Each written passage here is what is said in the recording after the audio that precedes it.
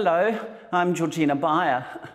I was elected to Parliament in 1999 after having served 2 terms as Mayor of Carterton in the Aotearoa. I was the world's first out transsexual to have been elected to a Parliament and indeed to have been elected as a Mayor for that matter. My arrival in Parliament was taken with some surprise, I guess. My electorate was a rural Conservative seat, Aotearoa, one of the largest general seats in the country at the time. And so while it was remarkable that a transsexual had been able to be elected as a constituency MP, I think the story really lies behind those who supported me getting into Parliament, and that is the people of Aotearoa. I was very proud of that. I had no idea at the time that I was considered to be the world's first out transsexual. I added the out bit myself at a United Nations Human Rights Conference in Montreal a while later, because I decided that I needed to pay homage to those who may have been transgender but could never have been out, and if they had served perhaps in parliaments or whatever before. So that was just my little acknowledgement, I think, to those who may not have been able to be as out as I was able to be. I have often been credited with having been a trailblazer, and I will accept that as being true, because as the first out transsexual to serve in a parliament, I had no mentors. I had to navigate my way myself through the mire of political life, I guess. Yes, I had the support of colleagues and the support of caucus, and that we were serving in government was a huge advantage.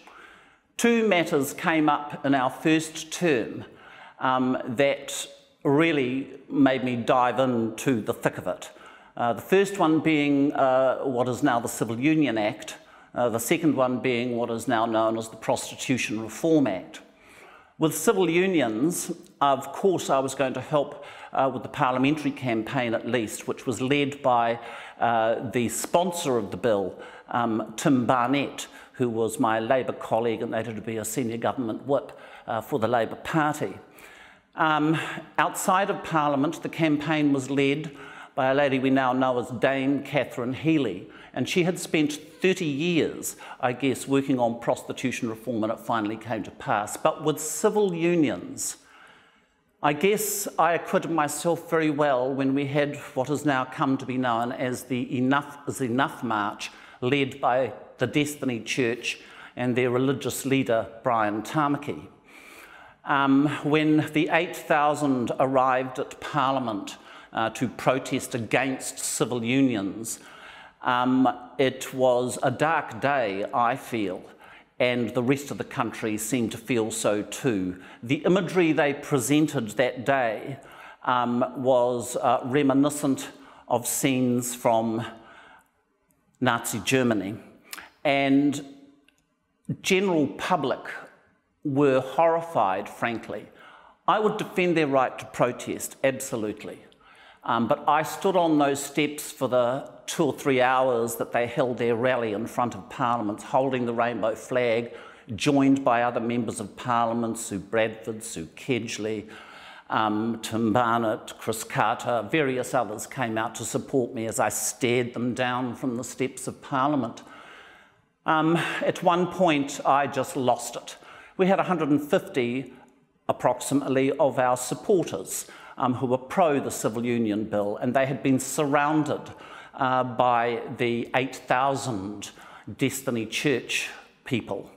And they were abused, they were jostled, they were shoved, and I could see all of this happening from the steps. When they finished their rally, I wanted to immediately run straight down to them. They were all gathered around the Seddon statue in front of Parliament.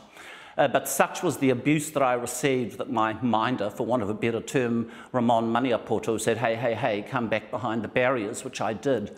At that point, I was so angry, I suppose, I marched across the forecourt of Parliament, yelling out loudly, "Why do you hate us so much? What is this? What is this that you're teaching your children, this hatred towards us? It's not right," and words to that effect. I was yelling, which I seemed like a screaming banshee, because they had a sound system the Rolling Stones would have been proud of. So I was trying to shout over that so that they might hear me. That ended up on the news that night, and many of our rainbow people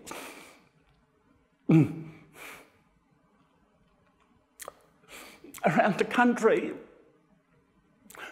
went to hallelujah. Our voices there to stare down this great adversity we were facing from these people. One of the proudest moments in my parliamentary life, I have to say. Sorry for getting a bit emotional about it, but it was significant. And of course, civil unions came to pass, and then was followed, less than 10 years later, by Lewis Wall's presentation of marriage equality to the country. And considering the venal debate that happened over civil unions throughout the country, marriage equality managed to slip through, pretty well supported from within the Parliament, and more importantly, from a majority of New Zealanders.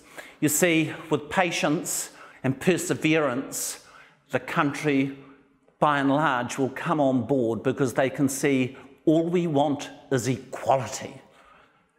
We are of no harm to anyone else. We just want to enrich our own lives with equality. And it has been for the better of New Zealand that we have been able to make positive contributions to our country and to live lives that are far more liberated than when I was young. Well done, New Zealand.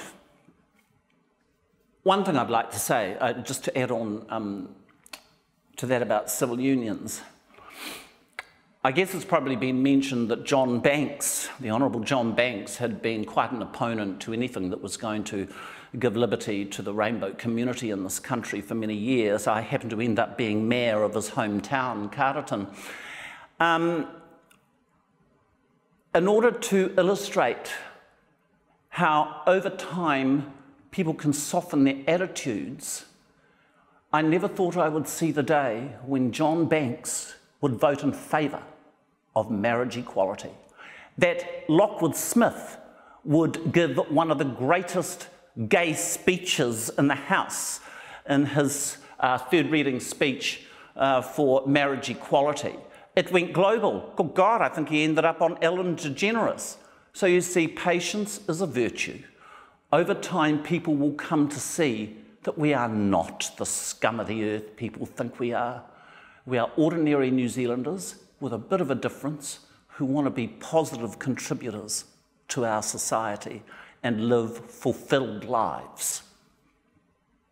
I've mentioned one of the other pieces of legislation I became involved with in Parliament was the Prostitution Reform Act. Again, another bill that was sponsored by Tim Barnett.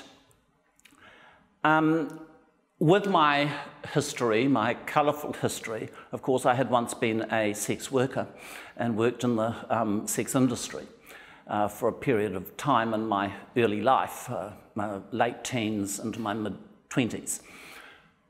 So when this bill came up, of course, I was probably the only authority in the House on the sex industry at the time, and I think I mentioned so in my first reading speech. The purpose of the Prostitution Reform Act wasn't so much to condone prostitution, but it was more of a health and safety issue. It was about human rights. It was about putting regulation into an area that exists in the twilight world, and once you put the disinfectant of light upon it, you tend to diminish the criminal elements that generally would run the sex industry. It gave rights to sex workers and to clients, and this provides more safety, I think. I stand by the Prostitution Reform Act, which was world-leading in its day, and there was a lot of critiques about it. But we are, what, 10, 15 years down the track from that legislation coming to pass, and it still sits on the statute books and is now probably tacitly entrenched. And I think that it has turned out to be a very a good piece of legislation to deal with what some would consider a rather unsavoury matter.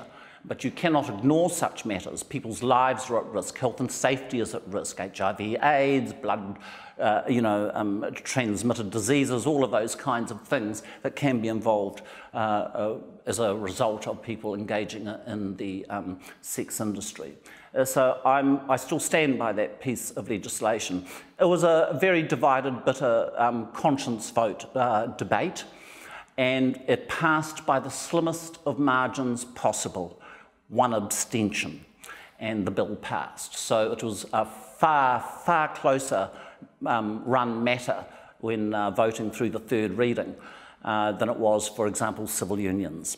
And I think that this country can be proud of facing up to some harsh realities regarding this matter, and that we have done a pretty good job of regulating it now. Amongst many duties I had while I was in Parliament, and other than my responsibilities as a constituency MP for the Wairarapa, I was also chairperson of the Social Services Select Committee for about 3 years, actually, which is quite a long time to be chairing a select committee like that. Quite often we would hold our select committee meetings in the Rainbow Room here at Parliament. Our home room, for want of a better term, was the women's suffrage room, actually further down the corridor. But quite often we would convene in here, in the Rainbow Room. Also, I was a member of the Primary Productions Select Committee, and this Rainbow Room was its home Select Committee room. Normally. So that was odd. I can remember when Margaret Wilson, the Right Honourable Margaret Wilson, who was Speaker of the Parliament, and it was her that initiated a Rainbow Room to be established, of course, along with the lobbying help of Tim Barnett. And I can remember it was quite low-key that this was going to become the Rainbow Room. They didn't want to upset the cart in that proceeding with any members, say, of the opposition, becoming just to be nasty about it and lodge an opposition to it being established. So it sort of slipped into the House. Because you see, we have a women's suffrage room, we have a Pacific Island room, we have a Māori Affairs Select Committee room, and various others. So it seemed quite appropriate, given the proud history we have in this country over rainbow issues, that we should have a rainbow room, representation for our community in a solid bricks and mortar sense here at Parliament. And here it is.